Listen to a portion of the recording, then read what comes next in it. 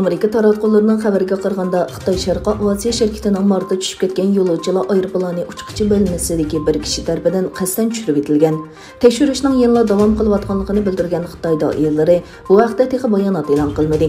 Boeing 737 tipli yo'lovchilar aeroplani Xitoyning janubidagi Kunming va Guangzhou shaharlari orasida tushib ketgan bo'lib, 132 yo'lovchi va aeroplan xodimlaridan hech kim hayot qolmagan. Valkosi GSD aeroplanning ma'lumotlari saqlangan qora quti xotirasiga asosan bireylerning aeroplanni tik tushishga buyurganligini o'tirib qo'ydi. Bu xabar Amerika avasi amaldorini manba qilgan. Avstraliya ishchilar partiyasi zamonaviy qulluqqa qarshi turish planiga asosan Xitoydan import qilingan mahsulotlarning cho'qim Uyg'ur majburiy amgigidan xoli bo'lishi kerakligini talab qildi.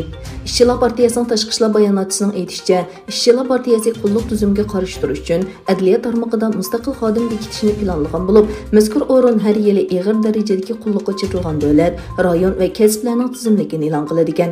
Shuning bilan birga majburiy amgak mavjud joylardan import qilinadigan shirkatlardan mahsulotlarning majburiy emgak bilan yasalmaganligini isbotlashni talab qildi ekan. Amerikadagi mablag' selish bankisi Goldman Sachs'ning analizchilari Xitoy virus keltirib chiqargan iqtisodiy buzg'unchilikning natijasida Xitoyning 2022-yildagi ish mo'ljarini ikkinchi fasldagi 4.5%dan 4%ga tushirdi. Amerika Adliya Ministrligi milliarder savdogar Steve Wynne chet el vakolatchilarini tizimlash qonuniga asosan sunilgan da'voda Xitoy vakolatchisi deb aybladi. Xitoyning Omin rayonida qimorxonasi bor bo'lgan Wynnening o'zining manfaatini qo'g'dash uchun Xitoy bilan yaqin munosabatda bo'lganligi bayon qilingan.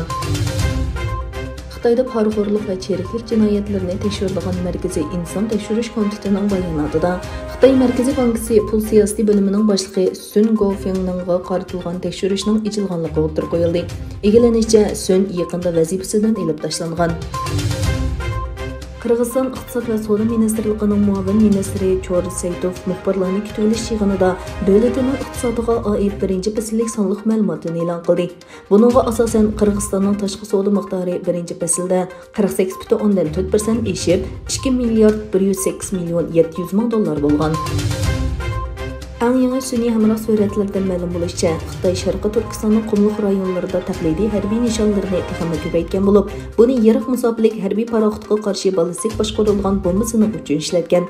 Xabar qilinishicha, Tayvan bo'g'izidagi jiddiychilik sababli Xitoy mazkur taqlidiy nishonlarini texnik ko'paytgan. Bu orqali aviamotoga qarshi harbiy iqtidorni texnik kuchaytirishni planlagan. Bultur 11-oyda Amerikaning bir sun'iy hamroh shirkati tarqatgan suratlardami Texnomakon qumligida Xitoyning Amerika paroxodlariga o'xshash cho'nliqdagi taqlidiy modellarni qilib chiqqanligini, uning ichida kam deganda birining aviamotoga, yana birining qo'g'lig'ichi paroxodga o'xshaydiganligi oshkorlandi.